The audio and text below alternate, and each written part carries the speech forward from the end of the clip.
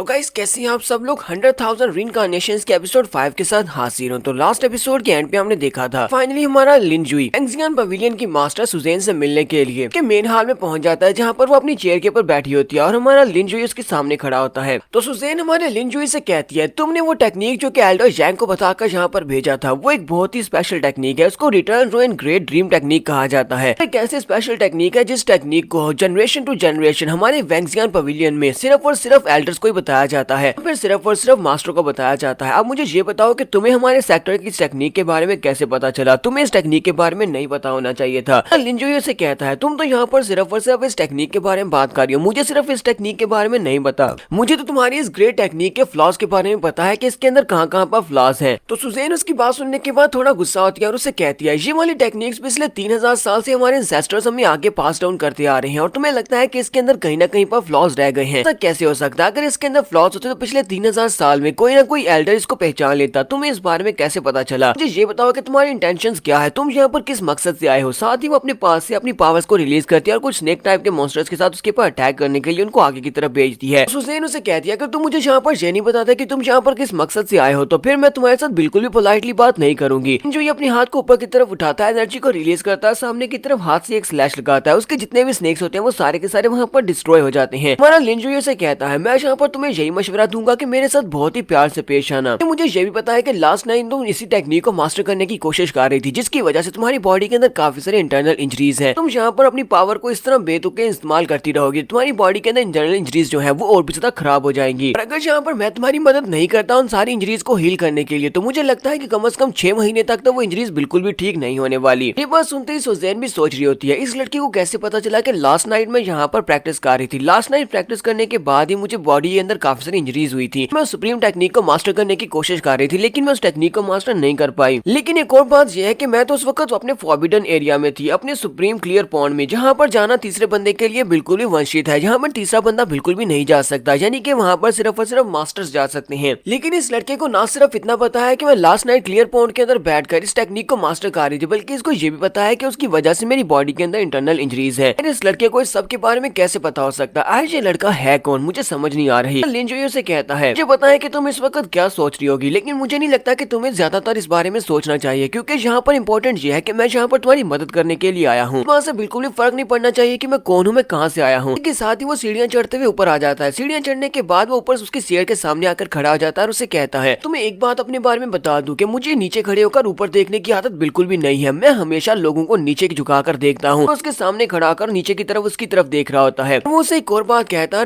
है, दोबारा मुझे कभी भी डराने की कोशिश मत करना, क्योंकि मैं किसी की धमकियों से बिल्कुल भी नहीं डरने वाला। लिनजुई कहता है, मुझे तुम्हारे सारे सीक्रेट्स के बारे में पता है, मुझे एक और बात भी पता है कि इस वक्त तुम्हें दो चीजें बहुत ज्यादा परेशान कर रही हैं। लिनजुई क्योंकि उसके बहुत ज्यादा करीब खड़ा होता है, इसी वजह से उसकी बॉडी के अंदर से उसकी की पावर रिलीज हो रही होती है। सुजेन भी सोच रही होती है, ऐसा कैसे हो सकता है? ये लड़का तो मॉर्टल ड्राम के फर्स्ट लेवल पर है, मेरे सामने खड़े होकर इसका प्रेशर इतना ज्यादा रिलीज हो रहा है कि मेरी सांस बंद हो रही है। हमारा लिनजुई से बताता है कि वो दो बातें कौन सी हैं। वो उसे कहता है, मुझे ये बात तो पता है कि डीमन सी लैंड और उसके साथ साथ रेड डीमन पवेलियन दोनों ने आपस में हाथ मिला लिए हैं, की वजह से वैंगजियान क्लैन के ऊपर और बहुत बड़ा खतरा आ चुका है, क्योंकि वो दोनों अगर आपस में मिल जाएं तो वैंगजियान क्लैन वालों को बड़ी आसानी से वो हरा सकते हैं। तुम्हारा वैंगजियान क्लैन कभी भी इन दोनों क्लैंस में से किसी एक का हिस्सा नहीं बनना चाहेगा, तुम हमेशा से इंडिपेंडेंट रहना चाहते थे। फिर साथ ही हमारा लिनजुई से कहता है, और दूसरी बात यह है तुम्हारी कल्टीवेशन लेवल, तुम एक लंबे अरसे से अपनी कल्टीवेशन लेवल में फंसी हुई हो, तुम रीइंकार्नेशन के लास्ट स्टेप के ऊपर फंसी हुई हो, लेकिन तुम दूसरी ट्रांसेंडेंट ड्राम में अपने आप को ब्रेक थ्रू नहीं करवा पा रही। चाहे कितने साल गुजर चुके हैं लेकिन तुम ऐसा नहीं कर पा रही। तुम्हारी इस खामी के बारे में पता है, मुझे ये भी पता है कि तुम कैसे ब्रेक थ्रू कर पाओगी, इसी वजह से मैं तुम्हारी इस खामी को दूर कर सकता हूँ। लिनजुई यहाँ पर उसके सामने अपनी डील रखता है। वो उसे कहता है कि तुम यहाँ पर मुझसे वादा करो कि तुम मेरी डील को एक्सेप्ट करोगी, तो उस डील के मुताबिक मैं तुम्हारी मदद करूंगा और तुम्हें मेरी मदद करना होगी। तो ज़ेन उसे कहती है, अच्छा फिर ठीक है, मुझे बताओ कि तुम्हें मुझसे क्या चाहिए। और साथ ही वो सोच रही होती है, इस लड़की को मेरी कल्टीवेशन के बारे में पता है कि मेरी कल्टीवेशन टॉप लेवल पर फंसी हुई है और मैं अगले लेवल में लेवल अप नहीं कर पा रही। ये लड़का है कौन जिसे मेरे सेक्टर के इतने ज्यादा सीक्रेट्स के बारे में पता है? तुम्हारा लिनजुई से कहता है, मेरी डील बहुत ज्यादा आसान है, मुझे तुम्हारी सेक्टर का सुप्रीम क्लियर पॉइंट चाहिए ताकि मैं वहाँ पर बैठकर कल्टीवेट कर सकूं। ये बहुत ज्यादा आसान है। तो सेक्टर मास्टर सुजेन उसकी डील को एक्सेप्ट कर लेती है। यहीं से नेक्स्ट सीन हमें दूसरे मास्टर का दिखाया जाता है। मास्टर जानजू का सीन दिखाया जाता है। तो जानजू को जब पता चलता है कि उसके बेटे का एक बाजू कट चुका है, तो उसका बेटा जब उसके पास वापस आता है तो बहुत ज्यादा गुस्सा हो जाते हैं और चिल्लाकर कहते हैं, कैसे हो गया? उसके सामने वो दोनों गार्ड्स होते हैं जो कि उसके साथ गए थे। वो उनसे कहते हैं, क्या तुम लोग मेरे बेटे को प्रोटेक्ट भी नहीं कर सके? दोनों से कहते हैं, सीनियर जानजू प्लीज हमें माफ कर दे, हम वाकई में मरना डिजर्व करते हैं। लेकिन असल में वो बंदा बहुत ज्यादा पावरफुल था। लेकिन हमें उस लड़के के बारे में न्यूज मिल चुकी है, हमें पता है कि इस वक्त वो कहाँ पर है। इस वक्त वो हमारी सेक्टर मास्टर सुजैन से मिलने के लिए मेन हॉल में मौजूद है। जैसे वो वहाँ से बाहर निकलेगा, हम अपने लोगों को वहाँ पर भेजने वाले हैं और उसे मार डालेंगे। बेटे के बाजू के कटने का बदला हम उसे लेकर रहेंगे। ये बात सुनते ही एल्डर जानजू और भी ज्यादा गुस्सा हो जाते हैं और कहते हैं क्या वो बंदा वहाँ पर उस मेन हॉल में चला गया? अच्छा ठीक है, तुम लोग दफा हो जाओ, मैं तुम्हारी शक्ल नहीं देखना चाहता। तो वो दोनों ही गार्ड्स बहुत ज्यादा खुश हो जाते हैं और उसे कहते हैं मास्टर आपका बहुत बहुत शुक्रिया जो आपने हमारी जान बख्श दी। और वो उठकर वहाँ से जाने लगते हैं। जैसे वो थोड़ा सा आगे बढ़ते हैं उसी वक्त मास्टर जानजू वहीं पर खड़े खड़े अपनी आइस पावर्स को रिलीज करते हैं। वो अपनी आइस पावर्स को रिलीज करते हुए दोनों के ऊपर अटैक कर देते हैं। उन दोनों को भी समझ आ जाती है कि एल्डर ने उन्हें छोड़ा नहीं है। वो उसे गाली देते हुए कहते हैं कमीने कहीं के, तुमने यहाँ पर हमें धोखा दिया है। लेकिन अब तो देर हो चुकी है। ग्राउंड के ऊपर से आइस उनकी बॉडी के अंदर फैल जाती है और वो वहीं पर पूरे के पूरे आइस क्रिस्टल में तब्दील हो जाते हैं। मास्टर जानजू उन दोनों को आइस क्रिस्टल बनाने के बाद कहते हैं तुम्हारे जैसे कुत्तों का क्या फायदा जो कि अपने ही मालिक की रक्षा नहीं कर सकते, तो तुम लोग बिल्कुल बेकार हो। तो ऐसे कुत्तों को मार दिया जाता है और वो आगे बढ़ते हैं और अपनी पावर्स को रिलीज करते हुए दोनों क्रिस्टल स्टैचूज के ऊपर जाकर अटैक करने वाले हैं। उन दोनों के ऊपर अटैक करने के बाद वो उन दोनों की बॉडीज को वहीं पर टुकड़े टुकड़े कर देते हैं। यहाँ पर उसने उन दोनों गार्ड्स को मार दिया है तो उसका बेटा भी वहीं पर खड़ा होता है। उसका बेटा उसे कहता है डैड उस बंदे ने कहा था कि वो डीमन लैंड से आया हुआ है कैनवॉय है, क्या आपको भी लगता है कि वो कैनवॉय नहीं है, यानी कि वो डीमन लैंड से आया हुआ मैसेंजर नहीं है? डैड उसे कहते हैं बेवकूफ लड़के कहेंगे, मैंने तुम्हें कितनी बार कहा है कि अपनी बेवकूफ वाली हरकतें छोड़ दो। तो डीमन लैंड से आया हुआ एनवॉय होगा, वो इनविजिबल होगा, यानी कि वो यहाँ पर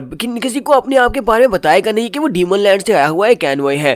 और वो इतना ज्यादा पावरफुल होगा कि मैं भी उससे डरूंगा। लेकिन तुम जहाँ पर जिस बारे में बता रहे हो कि वो सिर्फ और सिर्फ मोर्टल राम का एक एक्सपर्ट था, तुम्हें क्या लगता है कि मोर्टल राम का कोई एक्सपर्ट डीमन लैंड से आया हुआ कोई एक्सपर्ट हो सकता है? फिर साथ ही वो अपने बेटे से कहती है लेकिन तुम्हें ज्यादा परेशान होने की जरूरत नहीं है, उसने तुम्हारे साथ जो कुछ भी किया इस बात का बदला मैं लेकर रहूंगा। तब तक वो लड़का हॉन्गमैंग कॉन्टिनेंट के ऊपर रहेगा, तब तक वो मेरे हाथ से नहीं बच सकता। मैं उसे ढूंढूंगा, ढूंढकर उसे मार डालूंगा। सीटू जॉय भी वहाँ पर जोर जोर से रोना शुरू कर देता है और अपने फादर से कहता है फादर प्लीज आपको मेरा बदला लेना होगा, उसने मेरे साथ बहुत ही बुरा किया है। कहीं से नेक्स्ट सीन फिर से हमें मेन हॉल का दिखाया जाता है। तो हमारा लिन जुई सुजैन के सामने खड़ा होता है। सुजैन उसकी रिक्वेस्ट को एक्सेप्ट कर लेती है। वो कहती है ठीक है मुझे तुम्हारी डील मंजूर है। साथ ही वो उसे कहती है लेकिन तुम्हें पता है कि सुप्रीम क्लियर पॉइंट वो हमारा फॉरबिडन एरिया है, वहाँ पर कोई भी ऐसे एंटर नहीं हो सकता। मैं और मेरी छोटी बहन जो कि लिटिल सैंडस है जी, उसके अलावा यहाँ पर कोई भी नहीं जा सकता। इसी वजह से मुझे यहाँ पर तुम्हें एक टाइटल देना होगा, मुझे तुम्हारी आइडेंटिटी को चेंज करना होगा। फिलहाल के लिए मैं अपने सेक्टर का तुम्हें सेंट किंग बनाती हूँ। सेंट किंग की आइडेंटिटी तुम्हें मिलेगी जब हम दोनों की डील पूरी हो जाएगी, उसके बाद हम तुम्हारी आइडेंटिटी तुमसे वापस ले लेंगे। लिन जुई से कहता है ठीक है हम दोनों में डील हो गई, मैं सुप्रीम क्लियर पॉइंट में तो रात के वक्त तुमसे मिलूंगा, तुम्हें भी वहाँ पर आना होगा, वहाँ पर मैं तुम्हारी मदद करूंगा तुम्हारी कल्टीवेशन को बढ़ाने में, साथ ही मैं तुम्हें हील भी करूंगा। तो उसे कहती है तो अभी हम लोग वहाँ पर क्यों नहीं जा सकते, रात के वक्त क्यों आना है? लिन जुई से कहता है क्योंकि फिलहाल के लिए यहाँ पर एक और बड़ा मसला है जिसको हमें निपटना है, क्योंकि उसी वक्त उन्हें बाहर से आवाज आ रही होती है क्योंकि एल्डर जानजू वहाँ पर पहुंच रहे होते हैं। हमारा लिन जुई से कहता है तो फिलहाल के लिए यहाँ पर एक मसला है जिसे सुलझाना है, तुम्हारे दरवाजे के पर मुश्किल आ चुकी है। एल्डर जानजू वहाँ पर पहुंचते हैं और कहते हैं कि मैं यहाँ पर आने में लेट हो गया, क्या मैंने यहाँ पर कुछ इंपॉर्टेंट बातें मिस कर दी हैं? तो सुजैन उसे कहती है एल्डर जानजू आप इस वक्त यहाँ पर क्या कर रहे हैं? एल्डर जानजू वहाँ पर आते हैं, उनको पहले रिस्पेक्ट देते हैं क्योंकि वो उनकी सेक्टर की चीफ है, इसी वजह से। फिर साथ ही वो उसे कहते हैं मैंने सुना है कि हमारी लिटिल सैंडस को किसी ने किडनैप कर लिया था, लास्ट नाइट किसी ने उसे किडनैप किया था और उसके बाद सुबह के वक्त एल्डर क्लैंग उसको बचाने के लिए गई थी और उसको बचाकर वहाँ से वापस ले आई है। क्या ये बात वाकई में सच है? तो सुजैन उसे कहती है हाँ ये बात वाकई में सच है। एल्डर जानजू सर क्या आपने कहा कि हमारी लिटिल सैंडस को किसी ने किडनैप कर लिया था और उसके बाद एल्डर जैंग उसे बचाकर लेकर आई है। फिर साथ ही एल्डर जानजू की नजर हमारे लिन जुई के ऊपर पड़ती है। वो लिन की तरफ देखते हैं और सोच रहे होते हैं ये तो वाकई में मोर्टल नाम का एक एक्सपर्ट है, यानी कि जितना भी स्ट्रॉन्ग नहीं है। हमारा लिन जुई भी उसे वहाँ पर हेलो बोलता है। जैसे वो उसे हेलो बोलता है तो एल्डर बहुत ज्यादा गुस्सा हो जाते हैं और गुस्सा होने के बाद वो जल्दी से लिन के ऊपर अटैक करने के लिए आगे बढ़ते हैं और कहते हैं मैंने सुना है कि यही वो लड़का है जिसने हमारी फेरी को किडनैप किया था, तो मैं इसको बिल्कुल भी नहीं छोड़ने वाला, मैं इसको सजा देता हूँ। और वो बड़ी स्पीड से हमारे लिन जुई के ऊपर अटैक करने के लिए आगे बढ़े होते हैं। अपने हाथ के ऊपर अपनी आइस के कवच को भी चढ़ा लिया होता है और अपनी आइस पावर को रिलीज करते हुए जैसे उसे मारने के लिए उसके करीब पहुंचते हैं, उसी वक्त हमारा लिन उनके सामने से गायब हो जाता है। लिन उनके सामने से गायब होने के बाद उसके पीछे वाली साइड पर पहुंच जाता है और अपनी उंगली को उसके सर के ऊपर रखता है और कहता है मैंने तो ऐसा बिल्कुल भी नहीं सोचा था कि एल्डर जानजू मुझे देखते ही यहाँ पर इतने ज्यादा उतावले हो जाएंगे कि मुझे गले मिलने के लिए इतनी स्पीड से आगे बढ़ेंगे। अफसोस की बात यह है कि मैं फिलहाल के लिए आपको गले से नहीं लगा सकता, अगर आप चाहें तो मैं अपनी उंगली को यूज कर सकता हूँ। एल्डर जानजू बेचारा बहुत ज्यादा घबरा जाता है और कहता है ऐसा कैसे हो सकता है, ये इतनी स्पीड के साथ मेरे पीछे कैसे पहुंच गया, ये तो सिर्फ एक मोर्टल नाम का एक्सपर्ट है, फिर इसकी स्पीड मुझसे भी ज्यादा कैसे हो सकती है कि अगर मैंने यहाँ पर थोड़ी सी गलती की तो ये अपनी उंगली के अंदर से एनर्जी को रिलीज करेगा और मेरा सर उड़ा देगा। सुजैन भी एल्डर जानजू से कहती है एल्डर जानजू आपकी इस बात का क्या मतलब है, आपने इस लड़के के ऊपर अटैक क्यों किया है? जानजू से कहता है